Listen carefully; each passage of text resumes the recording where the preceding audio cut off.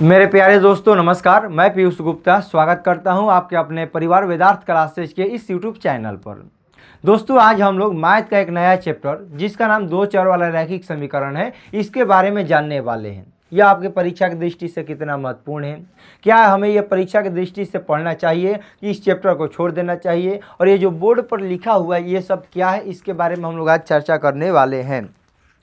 तो सबसे पहले दोस्त, क्लास को स्टार्ट करने से पहले यदि आप लोग हमारे चैनल पर नए हैं तो चैनल को सब्सक्राइब कर दीजिए, इस वीडियो को लाइक कर दीजिए। यदि आपका कोई भी दोस्त मित्र भाई बहन 10वीं की कंप्लीट तैयारी करना चाहते हैं तो इस वीडियो को शेयर करके सब्सक्राइब जरूर करवाइए।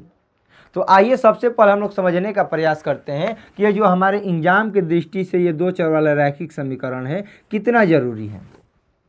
तो सबसे पहले एक छोटा सा अनुमान मैं आपको बताता हूँ।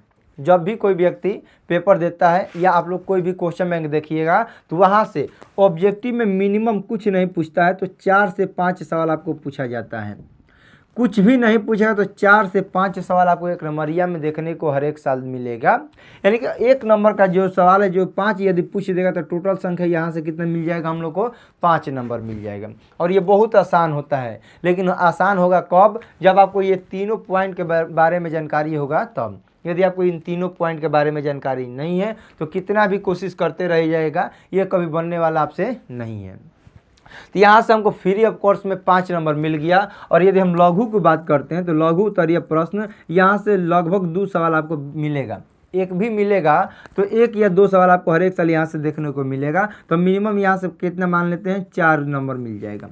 यानी कि यदि हम 2 को सवाल देखने को मिलेगा तो हमको टोटल कितना मिल गया, 4, यानी कि 2 दूनी के 4 नंबर। और दीर्घ का तो बात ही क्या करना है, क्योंकि दीर्घ में हर एक साल यहाँ से एक सवाल जो फिक्स रहता है उसका नाम क्या होता है, ग्राफ वाला। ग्राफ वाला जो सवाल है आपको हर एक साल एक सवाल यहाँ से देखने को जरूर मिलता है। तो यहाँ से टोटल संख्या नंबर मिल गया दोस्तों 5।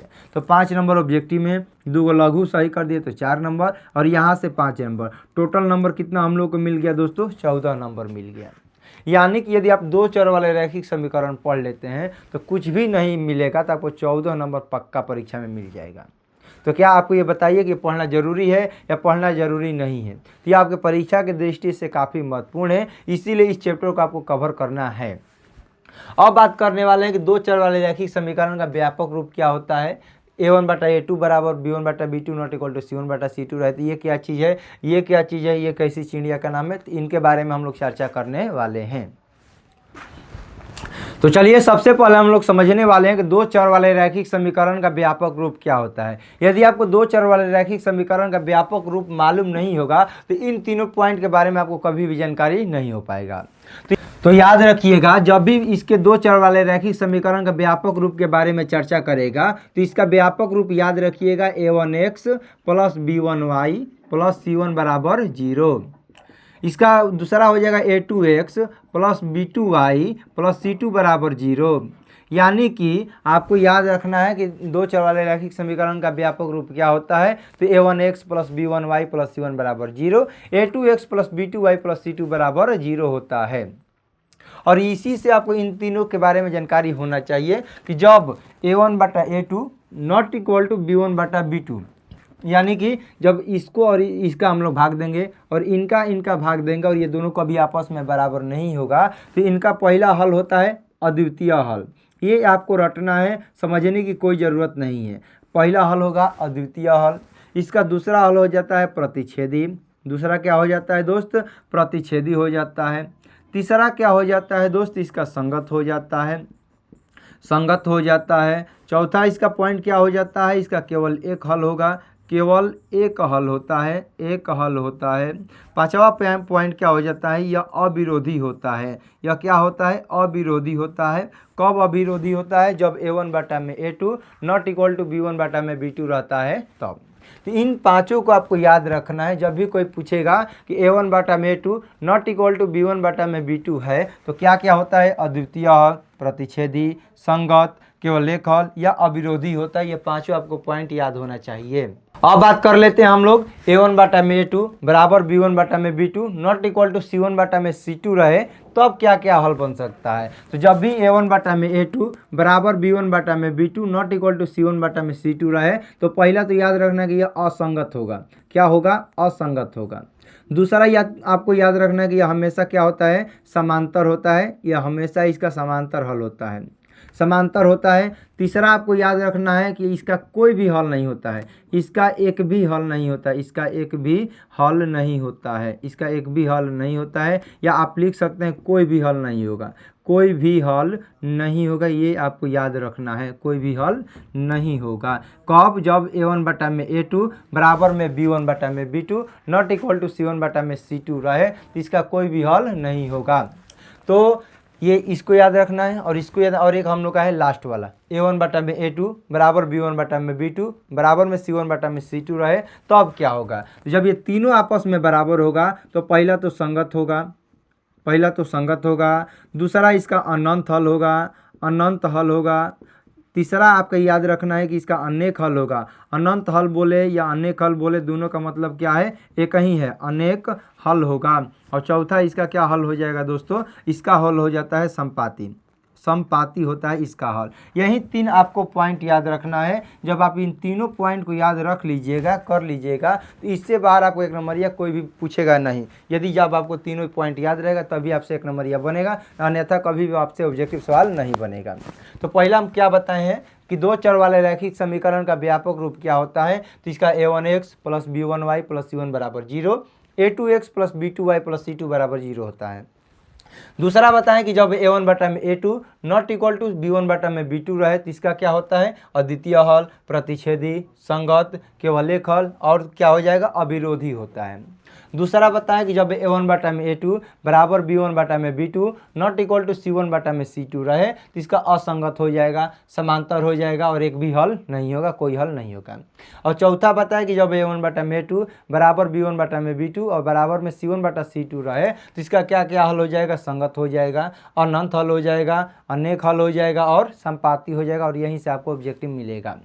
तो चलिए इस पर एक दो हम लोग ऑब्जेक्टिव बना लेते हैं, उसके बाद हम लोग क्लास को बंद तो चलिए हम लोग एक दो इस पर एक ऑब्जेक्टिव बना लेते हैं, जिससे आप सभी का डाउट क्लियर हो जाएगा कि ऐसे यहाँ से कैसे कैसे सवाल बन सकता है।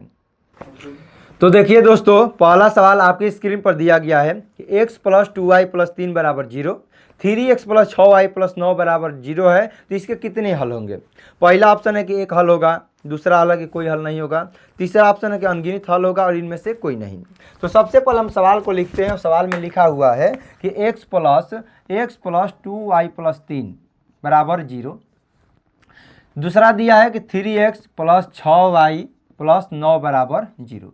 आपको करना कुछ नहीं है, सबसे पहले आपको समझना जरूरी है कि ये क्या क्या लिखा हुआ है। तो समझिए, जो पहला x है उसका मान क्या है, a1 है, तो a1 के कितना मान दिया है, तो कुछ नहीं लिखा है, तो यहाँ पर आपका हो जाएगा 1। जो b है शुरू वाला में, तो इसका कहेंगे हम लोग बोलेंगे b1, और यहाँ b1 का मान कितना हो जाएगा, 2, और जो बचा हुआ है इसको बोलेंगे हम लोग c1, और c1 का मान कितना दिया गया दोस्तों, 3 दिया गया है। इसी प्रकार नीचे वाले को हम लोग बोलेंगे a2, तो a2 का मान यहाँ पर दोस्तों दिया गया है 3, यहाँ इसको बोलेंगे हम लोग b2, तो b2 का मान यहाँ पर दोस्तों दिया गया है 6, और यहाँ पर बोलेंगे हम लोग c2, तो c2 का मान यहाँ पर दोस्तों दिया गया है 9। अब करना कुछ नहीं, सबसे तीनों में लगातार भाग देना है। तीनों में जब हम लोग भाग देंगे, ये हो जाएगा a1 बटा में a2 बराबर 1 बटा में 3, यहाँ पर लिखा है b1 बटा में b2 बराबर, इन दोनों को भाग करेंगे तो 2 बटा में 6, कट जाएगा 2 3 आई 6, 1 बटा में 3। यहाँ पर c1 बटा में c2 लिखा है, इसको लिखेंगे 3 बटा में 9, तो 3 से 9 कट जाएगा, 3 बार में 1 बटा में 3।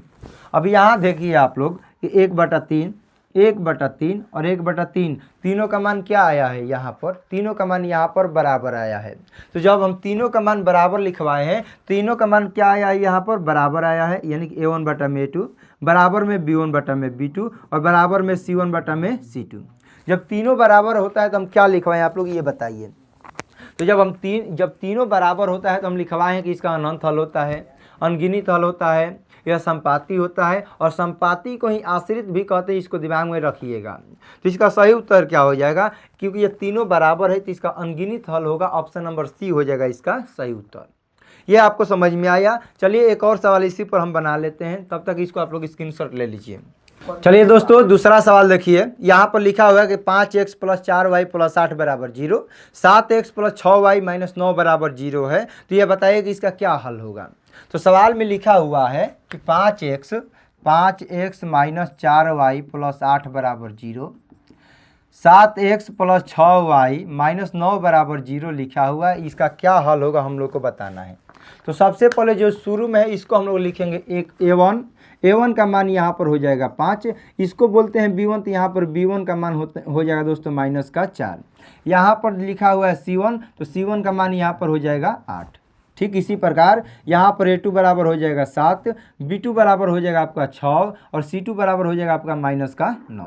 इसी प्रकार हमको तीनों में भाग देना है। a1 बटा में a2 भाग देंगे तो 5 बटा में 7 हो जाएगा, b1 बटा में b2 भाग देंगे तो हो जाएगा माइनस 4 बटा में 6, 2 दूनी के 4, 2 तिहाई 6। इसी प्रकार भाग देंगे तो आपका हो जाएगा c1 बटा में c2, जहाँ पर c1 का मान यहाँ पर दोस्तों दिया है 8 और c2 का मान यहाँ पर दिया गया है माइनस का 9। और आप बताइए सबसे पहले क्या ये दोनों आपस में बराबर है या बराबर नहीं है। ध्यान से देखिए और आप लोग बताइए कि क्या ये दोनों आपस में बराबर है या बराबर नहीं है। तो आप कहिए कि सर ये तो आपस में बराबर नहीं है, और जब भाई आपस में ये दोनों बराबर नहीं होता है तो हम आपको क्या लिखवाएं, कापी में पढ़ के बताइए। तो जब भी a1 बटा में a2 not equal to b1 बटा में b2 रहता है तो इसको हम लिखवाएं प्रतिच्छेदी होता है, संगत होता है, अद्वितीय हल होता है, एक हल होता है, यही अब सब लिखवाए हैं। तो आपके ऑप्शन के अनुसार क्या हो जाएगा, संगत हो जाएगा, जो कि आपके ऑप्शन नंबर ए में दिया है। ऑप्शन नंबर ए हो जाएगा इसका सही उत्तर। तो चलिए दोस्तों, ऐसे ही सवाल आप लोग अपने किताब में खोजिए, अपने से बनाने का प्रयास कीजिए, और सभी सवाल मैं जानता हूँ कि आप सभी से क्या हो जाएगा, बन जाएगा। तो दोस्तों आज की क्लास को हम यहीं पर समाप्त करते हैं। इसका एक छोटा सा वीडियो मैं ऑब्जेक्टिव टाइप लेकर आऊँगा, आप लोग अगले वीडियो में देखिएगा। तो मिलते हैं अगले क्लास में, तब तक के लिए आपको जय हिंद, जय भारत। यदि आप लोग हमारे चैनल पर नए हैं तो चैनल को सब्सक्राइब कर दीजिए, इस वीडियो को लाइक कर दीजिए। यदि आपका कोई भी दोस्त मित्र भाई बहन 10वीं की कंप्लीट तैयारी करना चाहते हैं तो इस वीडियो को शेयर करके सब्सक्राइब जरूर करवाइए।